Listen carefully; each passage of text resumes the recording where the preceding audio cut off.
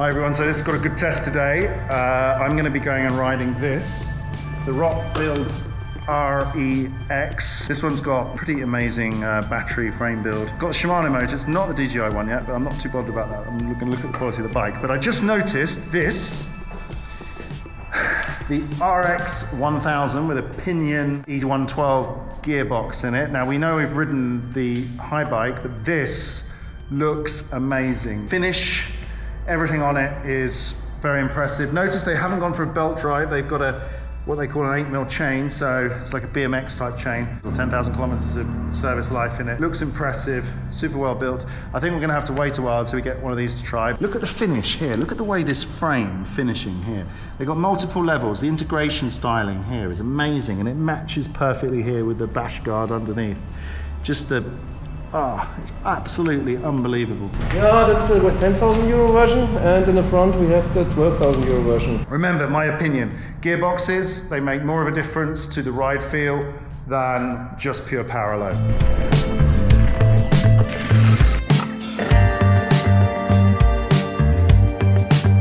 So we've moved from the bike pickup location to Andalo. This is where we're going to test ride this fantastic Rotwild R EXC. Remember, it's got the Shimano motor on it. It's got an 840 watt-hour battery. I'm not too interested in the motor performance because we know the Shimano EP8 is a good motor. This bike will soon be out in October, November with the DJI motor. We've seen it at Eurobike, same battery. The only thing that changes is the motor. The form of the motor will change a little bit. It's a little bit bigger, the DJI, than the Shimano, so it will change a little bit in the bottom bracket area. Apart from that, the bike remains the same. One of the best made and looking bikes, and that's the title of this video really, on the market. When I have a look at it, we've got this very notable rear swing arm. This has been designed to reduce chain noise, and also it has a special pivot here which you can change the travel here, so you can have 160, 150 or 145 mil of rear travel. It's also got a slightly stiffer rear end with this design, and we've also got like a rear tyre clearance is better here for bigger tyres for the mud, etc. So we've got quite a lot going on. The anti-squat is 106%. So pedaling it means that it doesn't sink in, it stays pretty stable. It's a good looking design. Have a look at this. Look at this frame. It's absolutely beautiful. The way it's made, especially look down here, the transition around here, you can see it's just so well designed. I'm not joking when I say this is the best looking, best made frame on the market. There's a few other features on it that I want to talk about, and another one is this, the seat post. It's got an 8 pins integrated seat post. Got quite a thick shaft size here, fully integrated. You can take it out, make your own personal settings to set it so it goes to your personal height every single time. Mechanical, I'm actually quite impressed with the overall feel and operation of it. And we got a Shimano XT group set, so we've got brakes and we've got shifting on the rear, Shimano XT. We have Crank Brothers Synergy wheels, 29er on the front, and we've got a 27.5 on the rear. The idea of this bike is it is a mullet. It is an all-mountain stroke trail stroke enduro bike. It does pretty much everything, and that's because of this adjustable rear shock mount position. So you change this and you change the dynamic of the suspension. If you put it on a short travel, it does make it more progressive. That's worth noting. It does have a 38 fork on it. Now I haven't weighed it, but this bike is not heavy. It's around 22 kilos with this build. This is an expensive build. It's about 8,000, 9,000 euro for the low-end version and about 11,000 for the high-end version. So what's impressive about this battery is the design. So if you press this button here, it's a 2-stage push. One, it pops out half, then it pops out all the way. 820 watts. Absolutely incredible design. It fits so snugly in the frame. It's got a Rosenberg rear connector. It doesn't lose. It's just so well thought out. The best designed battery mounting system on the market by far. Rotwild over the years have just increased the quality of their engineering and the response. Now watch this as I put it in, clicks in home, really nice solid click, does not move, doesn't vibrate, absolutely fantastic. So if we just turn around, you can see where we are. It's absolutely fantastic location. And just riding here, I realised the EP8 motor is still really good. I don't know why people are so obsessed with power. This already has more than enough, and it feels super smooth. I'm impressed actually. with the feeling I got riding it. So even though it's not the DJI motor, I know everyone wants to see the test of this bike with the DJI motor. Now get on the trails and ride it and give you a little bit of a ride feel feedback, uphill, downhill, and having some fun here in Andalo.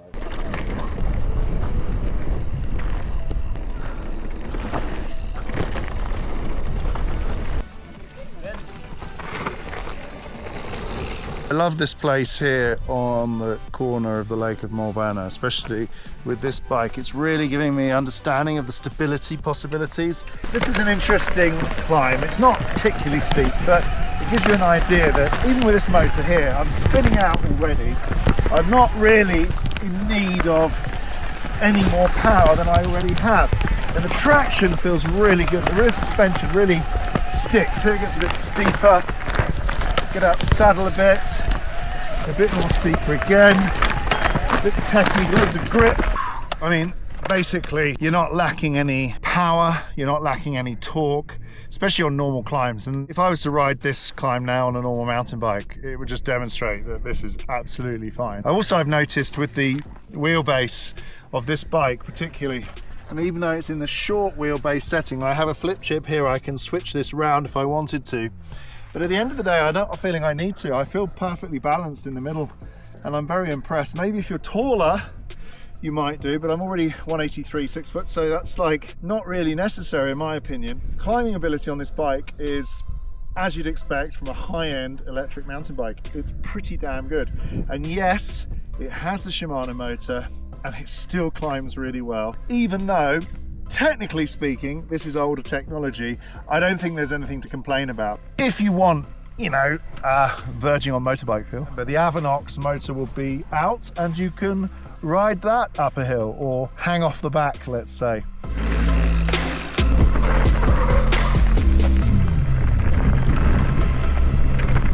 Taking the lift up to the top of Dual Trails, absolutely fantastic. I've ridden the top part, but I've never ridden the whole thing completely. So my aim now is to ride the whole thing top to bottom.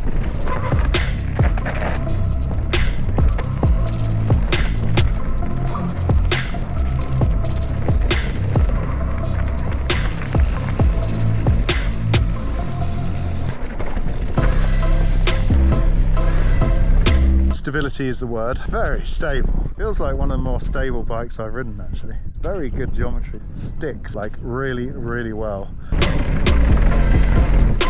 Right, so I'm just going to do a quick suspension change. What I've got here, apparently you move to get more travel. I want to see what the feeling's like, which is moving these tiny screws. There's two. There we go. Did you see that? The whole bike dropped. Bottom bracket dropped, whole thing dropped. That's 160mm mode. It's going to have opened up the head angle. Yep, that goes in really simple. Wow, that was easy. Actually, it's pretty cool, when you see the bike just slacking off. Put it in the slack mode. Yeah, I can feel the front's a little bit different, not much, but I can feel it. Okay, I can feel the rear suspension's changed a little bit just off the first few jumps. Interesting. Front end feels about the same. Yeah, one of the cool things about Andalo are these features that they build. I haven't seen that many bike parks. This is called the Snail, and down they go. I mean, obviously it's not exactly a rideable feature more than just sort of a bit of fun. I think there was a World Cup back in 1996 that had one of these features. Right, let's try this next bit. It's a bit rocky. This is where we can see if we feel a difference in suspension. Stability feels like it's improved a little bit. And the suspension definitely improved. A bit suppler. I don't know, it feels a little bit more linear.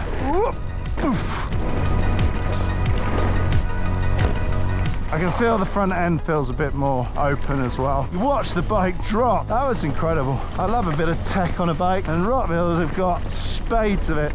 I think this is pretty much one of the best built bikes on the market, and soon to become the best quality DJI Avinox bike you can buy, for sure. Nothing beats their engineering levels, I don't think. Look at that. Wow, so good. Yeah, I mean, cornering feels better. Feels more stable in the corner. Let's see what it's like at speed. Do you notice it? Yeah, you can feel you're sort of sat in it more. Yeah, this bike is more adjustable than most. Slacken it off. Ooh, perfect. Hop. Yeah, it's a bit less harsh on the landing. So we're back after riding this all day. The Rotwild R EXC is a fantastic bike. So first thing I've noted, it's got three forms of suspension travel. It's got 145, 150, 160. I tried it in the 150, 160 mode. I preferred the 160. It slackened it out a bit when I dropped it, and it made the bike feel very, very smooth, especially in bike parks. And also riding uphill felt pretty reasonable, but I did notice, and it felt a little bit more responsive riding in the 150 mode uphill over technical stuff. This has the Shimano motor with their custom battery. Remember, the specially engineered. I mean, this is the best made battery release and containment system and frame system in the world. I have never found another brand which has this level of quality. Now, remember, this has got a Shimano motor. If you had the DJI motor on it, I guarantee that this bike will be the best quality bike with the best ride feel on the market. If I ride the Forbidden and I ride this, I think I prefer this compared to the Forbidden. The Forbidden's a bit more of a beastie bike, sort of similar to the Turbo Lever. This one's a little bit more refined, smoother to ride, let's say. If you had a DJI motor on this, you probably can't go wrong if that's your thing and you want a DJI motor. Saying that, the Shimano motor on this bike is absolutely fantastic. I've been hearing so much hype about DJI Bosch, and I've been part of doing the Bosch tests and all the other motors, that I had forgotten to ride one of these motors for quite a long time. So I'm quite glad I got back on here. Wasn't disappointed. It has more than enough power, more than enough smoothness, more than enough cycling feeling. It is a motor for me that is still relevant, still good, and I don't think it deserves all the negativity that's coming from the internet, let's say. Battery will stay the same. This part of the frame will stay the same. They just changed the lower part. The Avinox is slightly bigger than this motor, so the frame sizing beneath will change a bit. If you buy one of these, you're not going to be there thinking, I wish I had another one. This thing is so well engineered. It's absolutely unbelievable. Got so much adjustment. I didn't even touch the wheelbase. I left the wheelbase in the short setting. It was more than enough. It was more than enough stability. I found myself centered in the frame, super comfortable, super happy on everything I was riding with it. The 38 fork, fantastic, works really well. The rear suspension, the X2, works really well as again. Once I'd set them, I didn't really have to fiddle with them. I did let out a little bit of air actually on the fork because it was a little bit harsh, and that improved the ride feel quite a lot. Another feature I really love about this bike is the 8 pins integrated seat post. This seat post is absolutely flawless. It feels like it will work forever. Okay, last thing to talk about here is this rear suspension layout. It's quite particular, zero noise, no chain slap at all. Actually, this motor was dead sides as well. I didn't really hear any noise at all. I was quite impressed. Clearance for wider tyres, very stiff. You can feel this bike when you push it into corners. If anything's moving, it's the tyres if you haven't got your pressures right. I like it. I think it looks pretty good as well. And it reminds you of like a GT Force or something like that. This is all full carbon. You look at all the edges, all the pivots, you look at everything. It's just so stunning, so good. The channeling here, it's fantastic, and obviously, you know, black frame, can't really go wrong with that. So at the end of the day, I've been riding this thing really intensively. I've done, I don't know, 15, 20 descents. I've just done really a lot on this bike. I think if there's any weaknesses on it, I think the braking. If you're doing a lot of gravity, I'd probably get some better brakes. So we've got XT brakes, they're still good, but if you're doing really a lot of descending, I would have some Mavens or some Hayes brakes on it, because, you know, it gets a bit tiring. For all mountain trail use, this thing's way over-engineered. It's amazing, and it's got a great weight as well. I think we're in around 22 kilos, more or less. Battery, obviously, 820 watt hours, not 840 like I said at the beginning of the video. Range, basically on this motor, nothing to complain about. I've been riding 2 days, didn't charge it, and it's used 3 levels of the battery. The Avinox motor will have its 800, well, it'll be using the same battery, so I can't see much difference from a point of view of range if you use it in the 600 watts mode. If you switch it to 1000 watts, it's gonna suck it and drain it, but that's just, you know, it's kind of up to you really. Wheels have been reliable, smooth, no loose spokes, the whole thing's been holding itself together quite well, and I've been beating this thing up. I really have been pushing it hard and hammering it into rocks and corners and jumps and everything, and hasn't missed anything. Is zero creaking, frame is perfect. Again, after rocks and banging it into everything, timing jumps, this thing has held up. It's fantastic in that sense.